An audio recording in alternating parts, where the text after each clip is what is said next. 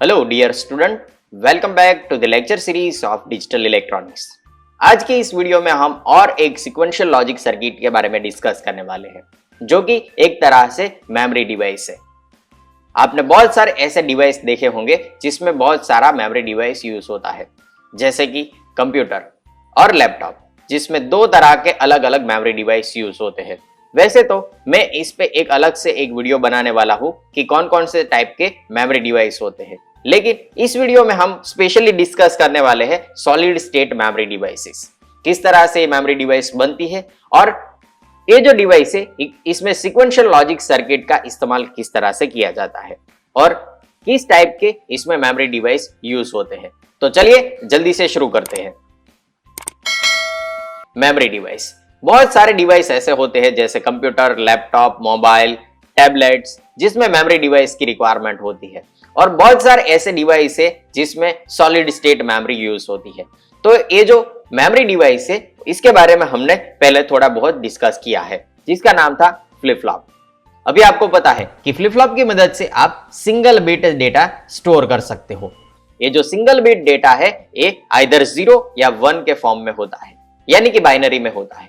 तो एक flip flop से हम सिंगल बिट डेटा स्टोर कर सकते हैं, लेकिन अगर हमें मल्टीपल बिट डेटा स्टोर करना है तो इसके लिए हम क्या कर सकते हैं। ऐसा डिवाइस नहीं है जिसमें हमें सिंगल बिट डेटा स्टोरेज चाहिए, हमें हर वक्त मल्टीपल डेटा स्टोर करना होता है या फिर एक जगह से दूसरी जगह पे ट्रांसफर करना होता है। तो किस तरह से हम मल्टीपल डेटा स्टोर कर सकते हैं, तो चलिए जानते हैं सॉलिड स्टेट मेमोरी डिवाइस किस तरह से वर्क करती है। अगर हमें मल्टीपल डेटा स्टोर करना है तो मल्टीपल डेटा स्टोर करने के लिए हमें चाहिए मल्टीपल फ्लिप फ्लॉप्स, क्योंकि एक फ्लिप फ्लॉप में हम सिंगल बिट डेटा स्टोर कर सकते हैं। लेकिन अगर हम इस तरह के मल्टीपल फ्लिप फ्लॉप यूज कर ले जिसमें मल्टीपल डेटा स्टोर हो सकता है, और ये जो मल्टीपल फ्लिप फ्लॉप है इसे अगर हम एक बॉक्स में कवर करें तो इसे बोलते हैं रजिस्टर्स। ये जो रजिस्टर्स हैं ये है ग्रुप ऑफ फ्लिप फ्लॉप्स। यहाँ पे हमने एक रजिस्टर में 4 फ्लिप फ्लॉप ऐड किए हैं। तो एक फ्लिप फ्लॉप में 1 बिट डेटा स्टोर होगा तो 4 फ्लिप फ्लॉप में 4 बिट डेटा स्टोर होगा। ओके, तो अगर हमने यहाँ पे 8 फ्लिप फ्लॉप यूज किए होते तो इस रजिस्टर में हम 8 बिट डेटा स्टोर कर सकते हैं। यानी कि अगर हमें n bit data storage device बनाना है तो इसके लिए जो रजिस्टर लगेगा इसमें n बिट डेटा स्टोर हो सकता है, और n बिट स्टोर करने के लिए इस रजिस्टर में हमें n फ्लिप फ्लॉप यूज करने पड़ेंगे। ओके, तो यहां पे मैंने लिख दिया है कि for n bit data storage we require n bit register, और इस n बिट रजिस्टर में we need n number of flip flops. अगर आप number of flip flops increase करते हो, आपके पास जो मेमोरी डिवाइस है इसकी स्टोरेज कैपेबिलिटी इंक्रीज होती जाएगी। तो चलिए जानते हैं कि क्या है ये रजिस्टर, किस तरह से डिजाइन होते हैं और क्या क्या इसके यूज होते हैं, और इस रजिस्टर की क्या एप्लीकेशन होती है। फर्स्ट, ए बफर रजिस्टर। मैंने यहाँ पे जो 4 फ्लिप फ्लॉप थे उस 4 फ्लिप फ्लॉप को डी फ्लिप फ्लॉप से रिप्लेस किया है। हमारे पास डी फ्लिप फ्लॉप है जो कि है data flip flop. Data flip flop या डी फ्लिप फ्लॉप में सिंपली जो आप इनपुट देते हो वही आउटपुट में हमें मिलता है, लेकिन इसके लिए चाहिए हमें एक क्लॉक पल्स। जब हम क्लॉक पल्स अप्लाई करते हैं तो जो इनपुट डेटा है वही आउटपुट में हमें देखने को मिलता है, यानी कि जो क्लॉक पल्स है उस पे पूरा डेटा डिपेंडेंट है। तो यहाँ पे हमारे पास एक फ्लिप फ्लॉप है, फ्लिप फ्लॉप 3, यहाँ पे flip flop 2, flip flop 1 and flip flop 0। Flip flop 0 में सिंगल बिट डेटा स्टोर होगा, फ्लिप फ्लॉप 1 में single bit data, flip flop 2 and flip flop 3 में सिंगल बिट डेटा स्टोर होगा। यहाँ पे हमारे पास 4 इनपुट है, input A, B, C and D। Output हमें Q3, Q2, Q1 and Q0 में मिलेगा जब हम क्लॉक सिग्नल अप्लाई करेंगे तब। तो जब मैं यहाँ पे क्लॉक सिग्नल अप्लाई करता हूं तो यहाँ पे जो इनपुट था वो हमारा ये इस तरह से D से Q में ट्रांसफर होगा, और ऊपर से नीचे यहाँ पे इनपुट से आउटपुट में ट्रांसफर होता हुआ आपको दिखेगा। फिर से मैं करता हूं, जब हम क्लॉक सिग्नल अप्लाई करते हैं तो ये सिग्नल अप्लाई होते ही यहाँ पे डेटा ट्रांसफर होगा।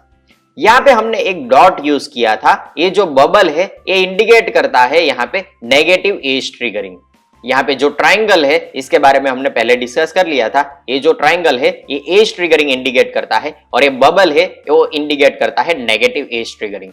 यानी कि जो हमने पल्स यहाँ पे दिया है, इस पल्स में जब हाई टू लो होगा और एक्टिव हाई से एक्टिव लो होगा या 1 से 0 होगा, तभी ये नेगेटिव एज ट्रिगरिंग बोला जाएगा। और नेगेटिव एज ट्रिगरिंग पे ये फ्लिप फ्लॉप वर्क करेगा, जो इनपुट डेटा था वो आउटपुट में ट्रांसफर होगा।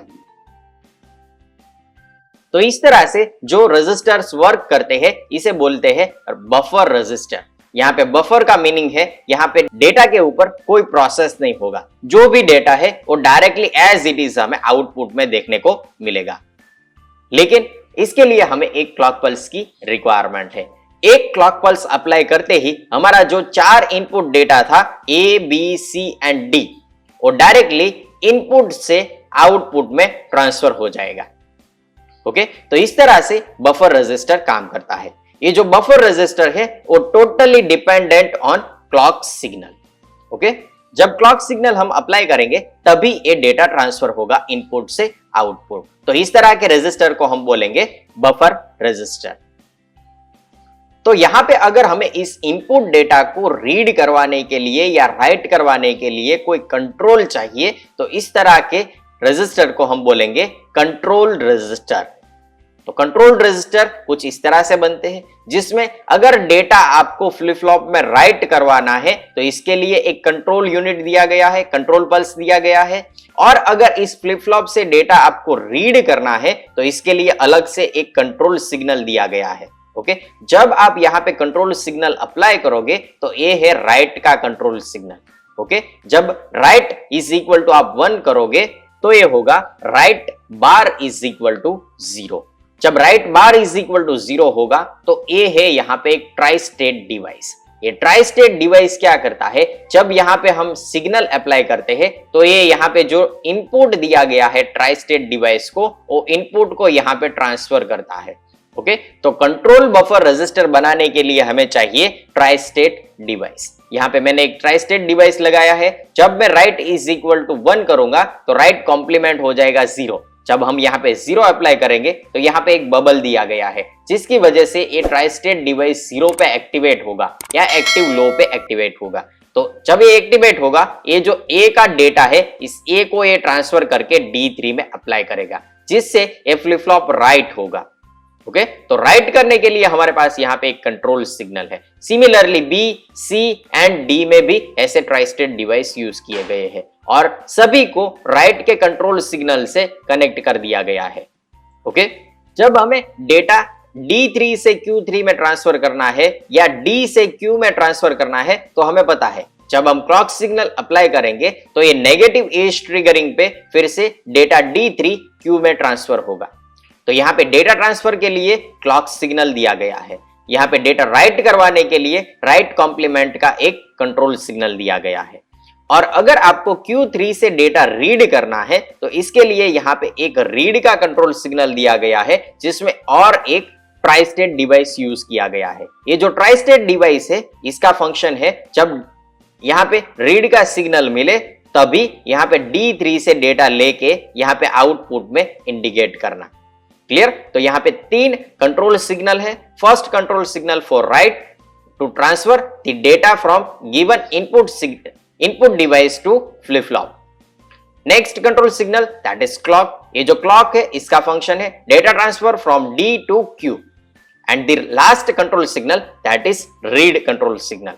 If read is equal to 1 then read complement is equal to 0, and when we apply 0 to the tri-state device then this tri-state device activate और जो ये data Q3 में है वो रीड होगा और आउटपुट डिवाइस में इंडिकेट होगा। तो इस तरह से कंट्रोल बफर रजिस्टर वर्क करता है। हम एक एनिमेशन के थ्रू देखेंगे कि किस तरह से यहाँ पे कंट्रोल बफर रजिस्टर वर्क करता है। जब हम राइट का कंट्रोल सिग्नल अप्लाई करेंगे तो यहां पे आपको डेटा D में देखने को मिलेगा। डेटा ट्रांसफर हो गया है इनपुट डिवाइस से फ्लिप फ्लॉप। D में डेटा आ गया है, लेकिन सिर्फ हमने राइट का कंट्रोल सिग्नल दिया है, इसीलिए ये जो डेटा है वो D से Q में ट्रांसफर नहीं हुआ है। D से Q में ट्रांसफर करने के लिए हमें क्लॉक सिग्नल अप्लाई करना पड़ता है। तो जब हम क्लॉक सिग्नल अप्लाई करेंगे तो ये जो डेटा है वो कुछ इस तरह से D टू Q ट्रांसफर होगा। तो अभी हमारे पास जो डेटा है वो क्यू में स्टोर है अगर हमें इसे रीड करना है तो इसके लिए हमें रीड का कंट्रोल सिग्नल अप्लाई करना पड़ेगा। तो यहां पे मैं एक और कंट्रोल सिग्नल अप्लाई करता हूं जिसकी वजह से डेटा रीड होके हमारे आउटपुट डिवाइस में देखने को मिलेगा। तो यहां पे मैंने रीड का एक कंट्रोल सिग्नल दिया है जिसकी वजह से यहां पे आउटपुट में आपको डेटा रीड होता हुआ दिखाई दे रहा है। फिर से पूरा एनिमेशन देखते हैं। जो यहाँ पे डेटा है इसको आपको राइट करवाना है, तो राइट के लिए आपको एक कंट्रोल सिग्नल देना पड़ेगा। तो ये राइट का कंट्रोल सिग्नल दिया, फिर क्लॉक सिग्नल देंगे तो क्लॉक सिग्नल की वजह से ये डेटा डी से क्यू में ट्रांसफर होगा। फिर रीड करवाने के लिए रीड का एक कंट्रोल सिग्नल देंगे तो ये डेटा इस तरह से आउटपुट डिवाइस में रीड होगा। क्लियर? तो इस तरह से कंट्रोल बफर रजिस्टर वर्क करता है। इस वीडियो में हम जो भी हमारे पास कॉन्सेप्ट है रजिस्टर्स के, इन सब रजिस्टर को हम इस तरह से एनिमेशन से ही सीखने वाले हैं। तो पूरा वीडियो देखते रहिए, बिल्कुल स्किप मत करना। तो ये था हमारा कंट्रोल बफर रजिस्टर। इस पूरी टोपोलॉजी को अगर हम कुछ मॉडिफाई करें और यहाँ पे जो हमारा इनपुट है इस इनपुट को डी में अप्लाई किया है और अगर हम इस Q3 को डायरेक्टली D3 में अप्लाई कर दे, Q2 को डायरेक्टली D1 में अप्लाई कर दे और Q1 को डायरेक्टली D0 में अप्लाई कर दे तो ये एक अलग से टोपोलॉजी बन जाएगी। जब हम यहाँ पे डेटा इनपुट करवाएंगे तो ये जो डेटा है वो अलग अलग फ्लिप फ्लॉप में ट्रांसफर होगा, Q3 से D2, देन Q2 से D1, देन Q1 से D0 और यहाँ पे वही डेटा आपको Q0 में यहाँ पे देखने को मिलेगा। तो इस तरह का जो फंक्शन है इसे बोलते हैं शिफ्ट रजिस्टर। तो चलिए जानते हैं ये शिफ्ट रजिस्टर किस तरह से बनते हैं और कितने कितने टाइप होते हैं शिफ्ट रजिस्टर के। तो next topic that is shift register. यहाँ पे मेरे पास जो डेटा है इसे मुझे शिफ्ट राइट करना है, यानी कि जो डेटा है फॉर एग्जांपल हमारे पास यहाँ पे डेटा है 1011 4 बिट का डेटा है और इसके लिए हम 4 फ्लिप फ्लॉप यूज करने वाले हैं। तो जो ये डेटा है इसे मुझे शिफ्ट राइट करना है, यानी कि जो डेटा है इसे मुझे एक स्टेप राइट में शिफ्ट करना है। तो ये जो ये फर्स्ट वाला बिट है जिसे हम MSB बोलते हैं वो MSB शिफ्ट होके जीरो की जगह पे आ जाएगा। ये जो 0 है वो शिफ्ट होके 1 की जगह पे आ जाएगा और ये जो 1 है वो शिफ्ट होके यहां आ जाएगा। तो इसके लिए हमें जो रजिस्टर बनाना है इसे हम बोलेंगे शिफ्ट रजिस्टर। तो इसका डिजाइन है वो कुछ इस तरह से बनता है। हमारे पास जो डेटा है, हमारे पास डेटा क्या है 1011। इस डेटा को हमें फर्स्ट ये जो ए फ्लिप फ्लॉप है इसमें अप्लाई करना है। तो यहाँ पे मेरे पास फर्स्ट LSB बीट है 1, इस 1 को मैं फर्स्ट ए फ्लिप फ्लॉप में अप्लाई करूंगा। ये जो ए फ्लिप फ्लॉप है वो नेक्स्ट फ्लिप फ्लॉप में डेटा ट्रांसफर करेगा। ओके, तो ये से आएगा बी फ्लिप फ्लॉप में, बी फ्लिप फ्लॉप को मैं कनेक्ट कर देता हूं सी फ्लिप फ्लॉप से। तो सी फ्लिप फ्लॉप में डेटा ट्रांसफर होगा बी फ्लिप फ्लॉप से, बी फ्लिप फ्लॉप का जो डेटा आया है वो ट्रांसफर होगा सी फ्लिप फ्लॉप में और सी फ्लिप फ्लॉप को मैं कनेक्ट कर देता हूं डी फ्लिप फ्लॉप से। तो सी फ्लिप फ्लॉप का जो डेटा है वो डी फ्लिप फ्लॉप में आएगा और डी फ्लिप फ्लॉप का जो डेटा है ये डेटा आउट आपको यहाँ पे देखने को मिलेगा। तो इस तरह से हमारे पास जो डेटा है वो सीरियली हम इस तरह से ट्रांसफर कर सकते हैं LSB टू MSB। तो यहाँ पे क्या होगा, ये जो फर्स्ट फ्लिप फ्लॉप है इसका जो इनपुट है वो है D और आउटपुट है वो है Q। तो इस Q को हम नेक्स्ट फ्लिप फ्लॉप में अप्लाई करेंगे और ये जो D है इसका जो आउटपुट आएगा वो आएगा यहाँ पे Q और इस Q को हम नेक्स्ट फ्लिप फ्लॉप से कनेक्ट कर देंगे। तो इसका आउटपुट है वो है Q और इसको हम नेक्स्ट फ्लिप फ्लॉप के D से कनेक्ट कर देंगे और ये जो लास्ट फ्लिप फ्लॉप है इसका जो आउटपुट है वो होगा फिर से Q। तो हमने क्या किया है, Q को D से डायरेक्टली कनेक्ट कर दिया है। तो यहाँ पे जो हम इनपुट अप्लाई करेंगे वो होगा for example D is equal to 1। Okay, first bit that is LSB। तो 1 जब हम यहाँ पे अप्लाई करेंगे तो जब भी हम क्लॉक सिग्नल अप्लाई करेंगे तो ये क्लॉक सिग्नल पे ये जो डेटा है वो D से Q में ट्रांसफर होगा और जब हम नेक्स्ट क्लॉक पल्स अप्लाई करेंगे तो यहाँ पे D और Q डायरेक्टली कनेक्टेड है। ओके, तो क्या होगा, जब Q इज इक्वल टू 1 यहाँ पे क्लॉक सिग्नल पे मिलेगा तो ये जो Q है वो D पे डेटा ट्रांसफर कर देगा। फिर से जब हम क्लॉक सिग्नल अप्लाई करेंगे तो ये जो D है वो नेक्स्ट Q में डेटा ट्रांसफर कर देगा। तो यहाँ पे इस तरह से डेटा का शिफ्टिंग होता हुआ आपको देखने को मिलेगा। तो इस तरह से हम सीरियल डेटा ट्रांसफर कर सकते हैं। तो रजिस्टर का एक इस्तेमाल इसके लिए भी होता है कि हम डेटा को सीरियली ट्रांसमिट कर सकते हैं। ओके, अगर हमें यहाँ पे डेटा को शिफ्ट राइट की बजाय शिफ्ट लेफ्ट करना है तो इसके लिए भी हमारे पास यहाँ पे एक अलग से कॉन्फ़िगरेशन है जिसमें डेटा हम शिफ्ट लेफ्ट की बजाय शिफ्ट राइट कर सकते हैं। तो ये हो गया शिफ्ट लेफ्ट ऑपरेशन। इसके बारे में हम डिटेल में अलग अलग एक कॉन्सेप्ट पे डिस्कस करने वाले हैं कि किस तरह से डेटा शिफ्ट राइट और शिफ्ट लेफ्ट होता है। ओके, यहाँ पे मैं जस्ट आपको बता रहा हूं कि शिफ्ट रजिस्टर क्या होते हैं। ओके, शिफ्ट रजिस्टर में आप डेटा शिफ्ट राइट इस टोपोलॉजी से और शिफ्ट लेफ्ट इस टोपोलॉजी से कर सकते हो। हम डिटेल में डिस्कस करने वाले हैं कि किस तरह से यहाँ पे ऑपरेशन होते हैं। ओके, अगर आपको डेटा इस तरह से पैरेलल शिफ्ट इन और पैरेलल शिफ्ट आउट चाहिए तो इस तरह से आप कर सकते हो। यहाँ पे मैंने 4 flip flop D flip flop use किए हैं, चारों डेटा बिट को इंडिविजुअल फ्लिप फ्लॉप में अप्लाई किया है और इंडिविजुअल फ्लिप फ्लॉप से रिमूव किया है। तो जिस तरह से हमने बफर रजिस्टर में देखा था इसी तरीके से आप शिफ्ट रजिस्टर में भी कर सकते हो। शिफ्ट रजिस्टर में data parallelly in and parallel out. Next one, अगर आपको डेटा रोटेट करवाना है तो इसके लिए भी हमारे पास यहाँ पे एक टोपोलॉजी है जिसमें जो डेटा है, फॉर एग्जांपल हमारे पास डेटा है 1011। ओके, और इस डेटा को हमने A B C and D flip flop में स्टोर करके रखा था। तो अगर हमें शिफ्ट राइट ऑपरेशन चाहिए तो ये जो डेटा है वो यहाँ पे स्टोर पहले कुछ इस तरह से था, डी में 1, सी में 1, बी में 0 और ए में 1। जब हम शिफ्ट राइट का ऑपरेशन लेंगे तो यहाँ पे जो डेटा है वो राइट साइड शिफ्ट होगा। तो यहाँ पे जो एमएसबी है वो यहाँ पे ट्रांसफर होके यहाँ पे आ गया है, तो यहाँ पे एक पोजीशन खाली हो गई है। ये जो 0 है वो शिफ्ट होके यहाँ पे आ गया है और ये जो 1 है वो शिफ्ट होके यहाँ आ गया है। तो ये जो लास्ट एलएसबी बिट था वो यहाँ से शिफ्ट होके पूरा रोटेट करके यहाँ पे आएगा। तो ये जो 1 था वो यहाँ पे शिफ्ट होके आ गया है। बाकी के जो बिट है इसे मैं इरेज कर देता हूं तो आपको अच्छे से पता चलेगा। ओके, तो जब रोटेट राइट का हम ऑपरेशन यूज करते हैं तो ये जो ओरिजिनल डेटा था 1011 का, इसकी बजाय अभी हो जाएगा 1110।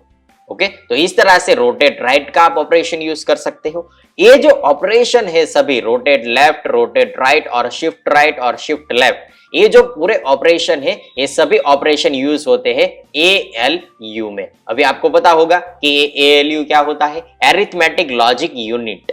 ओके, तो अरिथमेटिक ऑपरेशन करने के लिए आपको इस तरह के ऑपरेशन चाहिए। तो जो माइक्रो कंट्रोलर में माइक्रो प्रोसेसर रहता है वो माइक्रो प्रोसेसर सभी इस तरह के अरिथमेटिक एंड लॉजिकल ऑपरेशन करता है और इसके लिए चाहिए इसे इस तरह के शिफ्ट रजिस्टर्स। ओके, इसके बारे में हम अलग से डिस्कस करने वाले हैं कि माइक्रो कंट्रोलर में प्रोसेस ALU में किस तरह से होता है। ओके, तो यहाँ पे जो डेटा है वो शिफ्ट राइट और शिफ्ट लेफ्ट करने के लिए शिफ्ट रजिस्टर का इस्तेमाल कर सकते हो। यहाँ पे शिफ्ट राइट का ऑपरेशन हमने देखा, इसी चीज को आप ऑपोजिट और रिवर्स ऑर्डर में देखोगे तो शिफ्ट लेफ्ट ऑपरेशन होगा। यहाँ पे फॉर एग्जांपल आपका डेटा था वो इसी तरह से है 1011। जब आप शिफ्ट लेफ्ट का ऑपरेशन लोगे तो यहाँ पे जो ए जो बिट है वो यहाँ पे ट्रांसफर हो जाएगा, ए जो 1 है वो यहाँ पे ट्रांसफर होगा, ए जो 0 है वो यहाँ पे ट्रांसफर होगा और ए जो 1 है वो यहाँ से घूम के लास्ट फ्लिप फ्लॉप में ऐड हो जाएगा। तो A1 आ जाएगा यहाँ पे और इसे हम इरेज कर देते हैं तो हमें जो न्यू डेटा मिला है वो कुछ इस तरह से है। ओरिजिनल डेटा था हमारा 1011 और नया जो हमें शिफ्ट लेफ्ट डेटा मिला है वो है 0111। तो इस तरीके से जो शिफ्ट रजिस्टर वर्क करते हैं, तो इस तरह से हम शिफ्ट लेफ्ट और शिफ्ट राइट, तो इस तरह से हम rotate right and rotate left shift register use कर सकते हैं। इसके बारे में ये जो पूरा डिजाइन है, यहाँ पे जो हमने टोपोलॉजी देखी है, इसके बारे में पूरी डिजाइन हम नेक्स्ट एक वीडियो लेक्चर में डिस्कस करने वाले हैं। क्लियर? तो ये थे शिफ्ट रजिस्टर्स जिसका इस्तेमाल बाइनरी डेटा को स्टोर करने के लिए होता है। नेक्स्ट है क्लासिफिकेशन ऑफ रजिस्टर्स। हमारे पास कितने टाइप के और किस तरह से हम इस रजिस्टर को क्लासिफाई कर सकते हैं। तो ये जो हमारे पास रजिस्टर्स है इसे हम दो तरीके से डिवाइड कर सकते हैं, based on input and output and based on application of this registers. Based on input and output हम इसे 4 टाइप में डिवाइड कर सकते हैं। फर्स्ट है सीरियल इन सीरियल आउट, जिसे हम बोलेंगे सीसो। ओके, तो यहां पे होगा serial in and serial out. Okay, data input serially होगा और डेटा का आउटपुट सीरियली होगा। तो फर्स्ट है based on input output seesaw. Next one है सीपो, serial in parallel out, serial in parallel out. तो ये जो हमारे पास टाइप है ये बहुत सारी जगह पे यूज होता है, जैसे कि हमारे पास डेटा सीरियली है और इसे हमें पैरेलल में कन्वर्ट करना है, तो इसके लिए हम सीपो रजिस्टर का इस्तेमाल करते हैं। Next one that is PISO, parallel in serial out.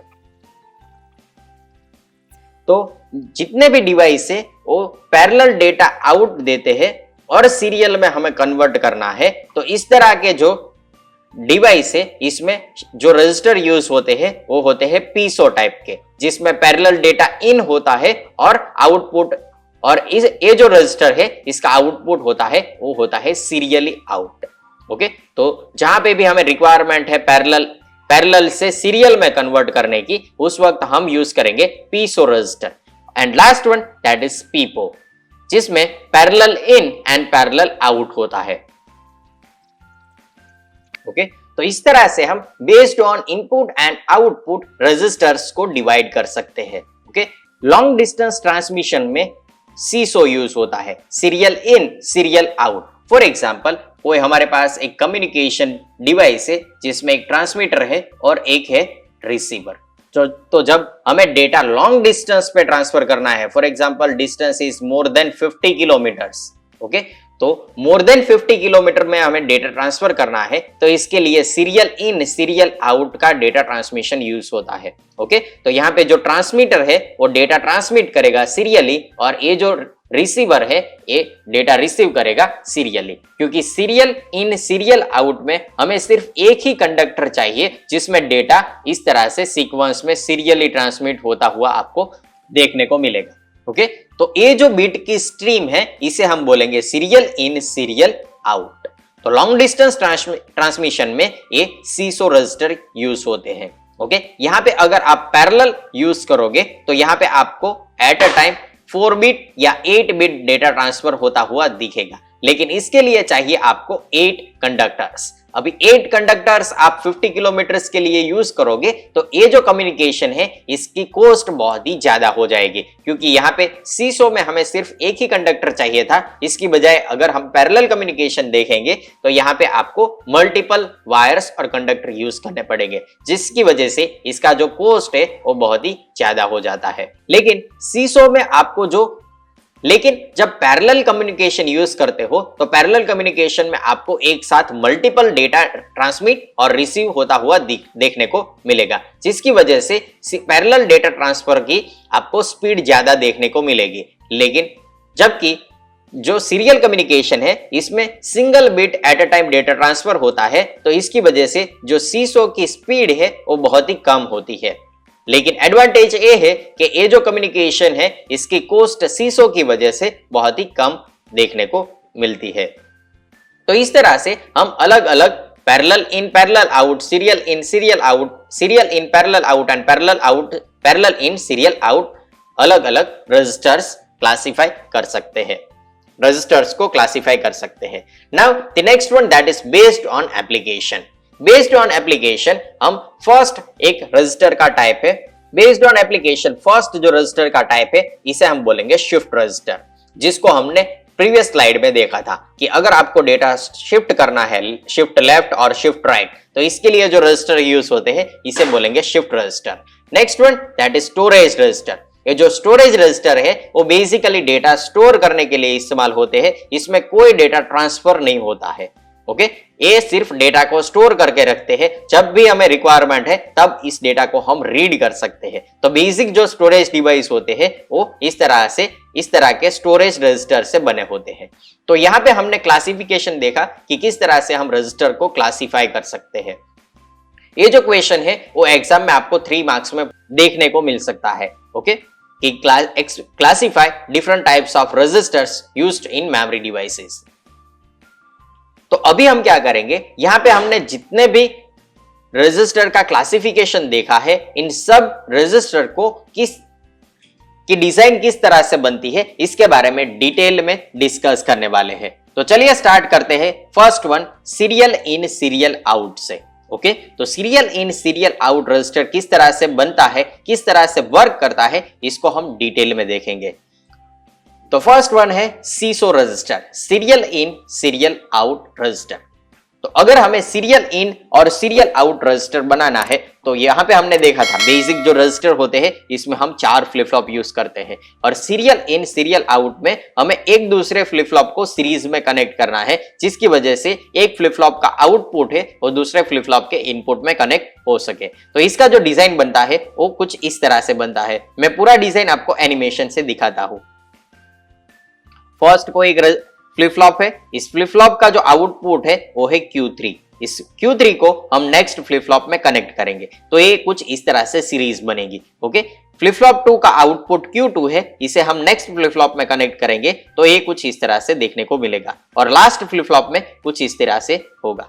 तो यहाँ पे जो फर्स्ट फ्लिप फ्लॉप है, इस फर्स्ट फ्लिप फ्लॉप में जो इनपुट है इसे हम बोलेंगे डेटा इन, और जो लास्ट आउटपुट है इस पे हमें मिलेगा डेटा आउट। सभी फ्लिप फ्लॉप को वर्क करने के लिए यहां पे चाहिए क्लॉक सिग्नल, तो मैं यहां पे क्लॉक सिग्नल सभी फ्लिप फ्लॉप को अटैच कर देता हूं। जो क्लॉक सिग्नल है वो है नेगेटिव एज ट्रिगरिंग। ओके, तो यहां पे आपको एक खास नोट करना है, और हम यहां पे क्लॉक सिग्नल अप्लाई करेंगे तो यहां पे हमारे पास जो डेटा डी इन में है वो डी इन से Q3 में ट्रांसफर होगा। जब Q3 से हम D2 को कनेक्ट करते हैं तो Q3 is equal to D2 हो जाएगा। फिर से जब क्लॉक सिग्नल अप्लाई होगा तो ये D2 डेटा ट्रांसफर होके Q2 में देखने को मिलेगा। Q2 डायरेक्टली D1 से कनेक्टेड है, तो जब क्लॉक सिग्नल अप्लाई करेंगे तो ये D1 Q1 में ट्रांसफर होगा। फिर से जब क्लॉक सिग्नल अप्लाई होगा तो D0 का डेटा Q0 में देखने को मिलेगा। तो इस तरह से D in का डेटा है वो फर्स्ट क्लॉक पल्स पे यहाँ पे, सेकेंड क्लॉक पल्स पे यहाँ पे, थर्ड क्लॉक पल्स पे यहाँ पे, और फोर्थ क्लॉक पल्स पे आपको डी आउट में देखने को मिलेगा। तो इस तरह से सीसो रजिस्टर वर्क करता है। इसका वर्किंग हम इस एनिमेशन से देखेंगे, लेकिन इससे पहले हमें देखना है कि अगर हमें इस शिफ्ट रजिस्टर को, ये जो सीसो रजिस्टर है इसका डेटा हमें इरेज करना है, तो इरेज करने के लिए हमने एक पहले वीडियो देख रखी है जिसमें हमने डिस्कस किया था प्रीसेट एंड क्लियर। तो डेटा इरेज करने के लिए हमें चाहिए क्लियर इनपुट, तो मैं यहां पे अटैच कर देता हूं सभी फ्लिप फ्लॉप में एक क्लियर इनपुट, जिससे हम इस सीसो रजिस्टर का डेटा इरेज कर सकते हैं। तो चलिए देखते हैं इसका वर्किंग। फॉर एग्जाम्पल मेरे पास D in is equal to first data है 1। जब मैं क्लॉक पल्स अप्लाई करूंगा तो ये डेटा डी इन D3 से Q3 में ट्रांसफर होगा। ये डेटा ट्रांसफर हो गया है Q3 से D2 में। ओके, D3 से Q3 में, तो Q3 एंड D2 कनेक्टेड है, इसी वजह से D2 इज इक्वल टू क्या होगा 1 होगा, और नेक्स्ट डेटा D इन में 0 आ गया है।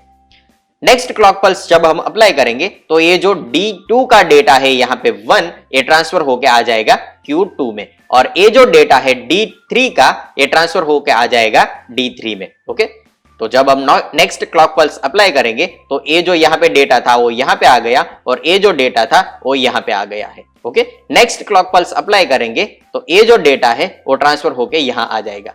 ओके, और नया डेटा यहाँ पे एक बिट ऐड होता हुआ आपको देखने को मिलेगा। जब हम लास्ट क्लॉक पल्स अप्लाई करेंगे तो ये जो डेटा है वो शिफ्ट होके यहाँ पे D3 में देखने को मिलेगा। तो यहाँ पे जो डेटा था वो आ गया यहाँ पे। ओके, यहाँ पे जो डेटा था वो यहाँ पे शिफ्ट होके आ गया, और लास्ट बिट जो यहाँ था वो यहाँ पे ट्रांसफर हो गया है।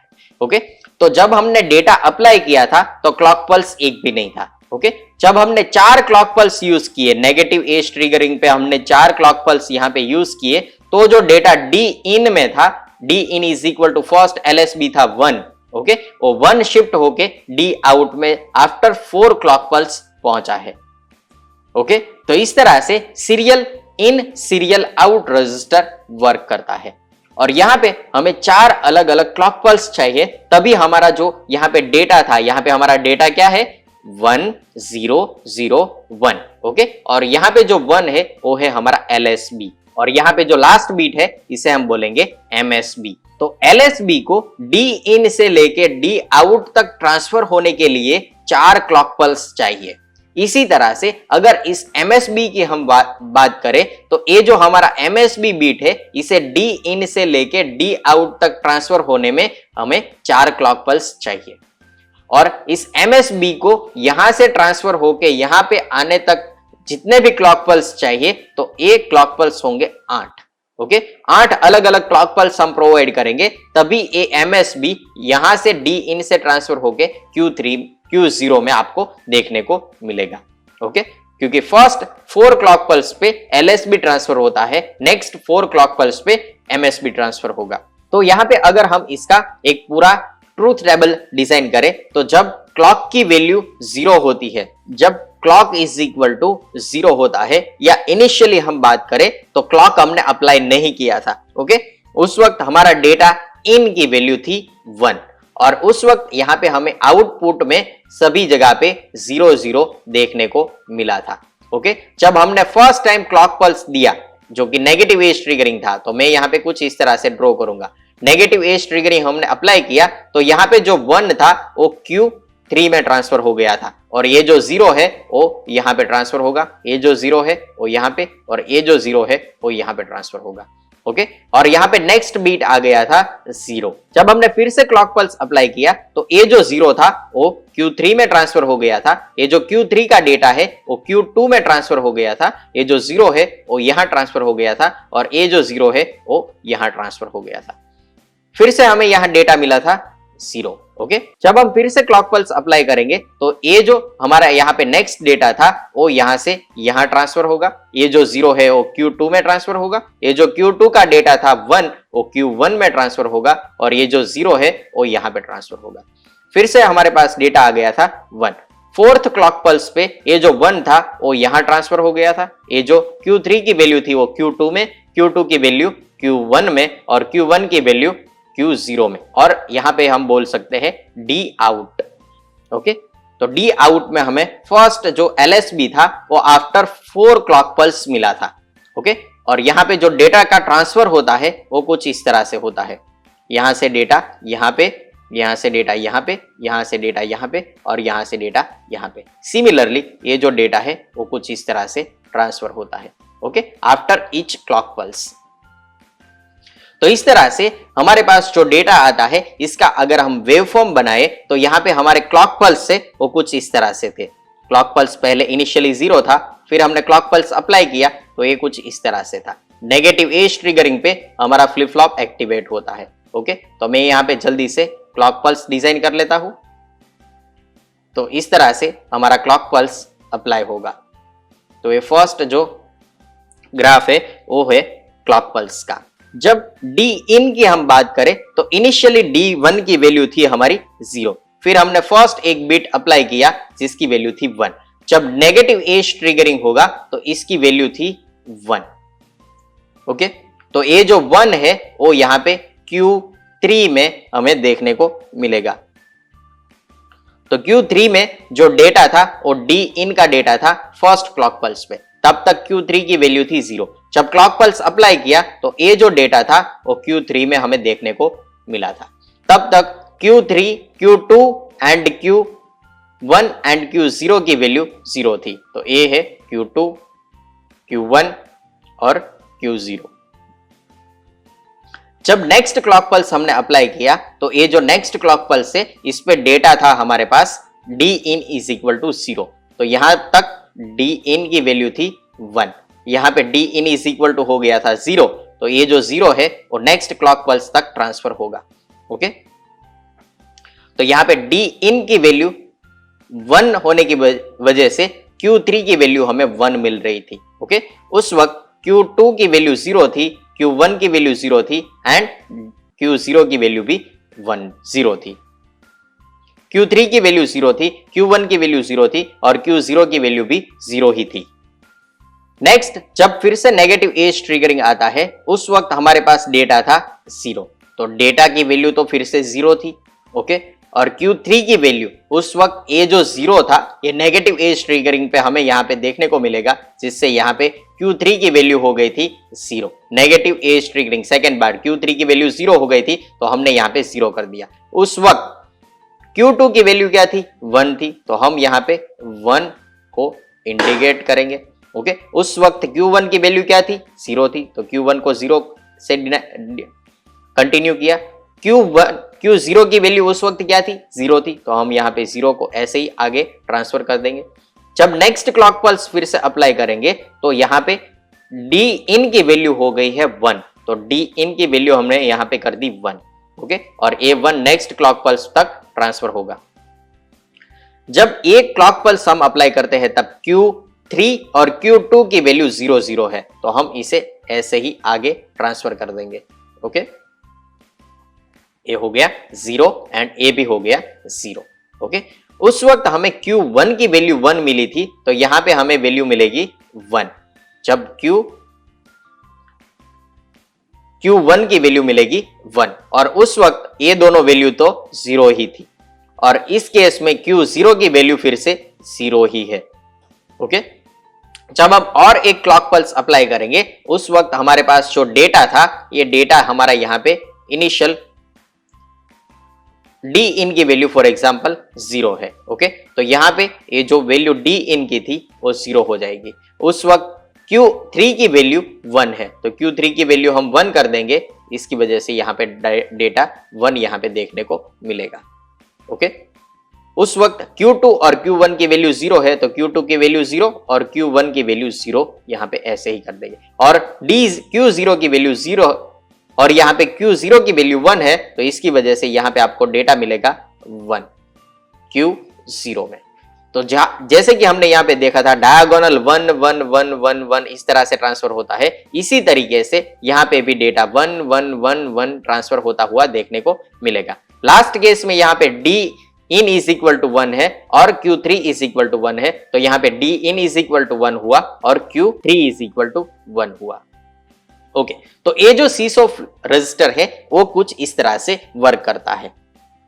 जो डेटा यहां पे है वो data after 4 clock pulse transfer होता है। सिंगल बीट डेटा ट्रांसफर होने के लिए यहां पे आपको 4 क्लॉक पल्स चाहिए। इसी वजह से ये जो रजिस्टर है इसके कुछ डिसएडवांटेज है। ओके, तो मैं यहाँ पे इसके डिसएडवांटेज आपको बता देता हूं कि ये जो रजिस्टर है ये बहुत ही स्लो रजिस्टर है, क्योंकि यहाँ पे डेटा ट्रांसफर होने के लिए 4 क्लॉक पल्स चाहिए। एक क्लॉक पल्स आप अप्लाई करोगे तो एक फ्लिप फ्लॉप से दूसरे फ्लिप फ्लॉप में डेटा ट्रांसफर होगा। दूसरा क्लॉक पल्स अप्लाई होते ही ये जो डेटा है वो यहां ट्रांसफर होगा। तीसरे क्लॉक पल्स पे ये जो डेटा है वो यहां ट्रांसफर होगा, और चौथे क्लॉक पल्स पे ये जो D0 का डेटा है वो Q0 में यानी कि D आउट में देखने को मिलेगा। तो 4 क्लॉक पल्स पे आपको LSB Q0 में देखने को मिलेगा, और MSB अगर आपको चाहिए तो इसके लिए आपको 8 क्लॉक पल्स चाहिए, तभी आपको Q0 या D आउट में डेटा का MSB देखने को मिलेगा। इसकी वजह से सीसो रजिस्टर बहुत ही स्लो रजिस्टर माना जाता है, लेकिन इसकी जो एप्लीकेशन है वो लॉन्ग डिस्टेंस ट्रांसमिशन में होती है, क्योंकि इसकी वजह से जो कम्युनिकेशन का जो कॉस्ट है वो बहुत ही कम हो जाता है। तो ये था हमारा सीसो रजिस्टर। तो नेक्स्ट है हमारा पैरेलल इन पैरेलल रजिस्टर। यहाँ पे जो डेटा है इसके लिए हमने 4 फ्लिप फ्लॉप यूज की है, तो 4 बीट आप एट अ टाइम ट्रांसफर कर सकते हो, क्योंकि यहाँ पे parallel in and parallel out data transfer होता है। तो यहाँ पे जो आपके D फ्लिप फ्लॉप है, इस D फ्लिप फ्लॉप को मैंने इनपुट दिया है I0, I1, I2 and I3। सभी फ्लिप फ्लॉप का जो आउटपुट है ये ऊपर की तरफ है, ये जो आउटपुट है वो आउटपुट ऊपर की तरफ है, A0, A1, A2, A3। सभी फ्लिप फ्लॉप इंडिविजुअल है, इसमें कोई कनेक्शन दिया गया नहीं है, सिर्फ कॉमन कनेक्शन है क्लॉक सिग्नल और क्लियर के लिए। तो जब हम डेटा इनपुट अप्लाई करेंगे I0, I1, I2, I3 में, तो ये होगा हमारा पैरेलल इनपुट, और ये पैरेलल इनपुट आपको जब क्लॉक पल्स अप्लाई करोगे तो पैरेलल आउटपुट में देखने को मिलेगा। तो ये हो गया हमारा पैरेलल रजिस्टर।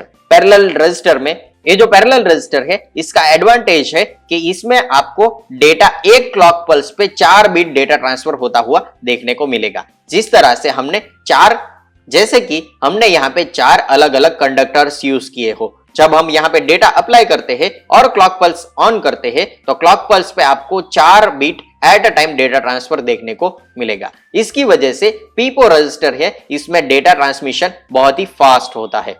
ओके, लेकिन इसे अगर आप कम्युनिकेशन में यूज करोगे तो आपकी जो कम्युनिकेशन सिस्टम है इसकी जो कॉस्ट है वो बहुत ही ज्यादा हो जाएगी। तो ये था पीपो रजिस्टर।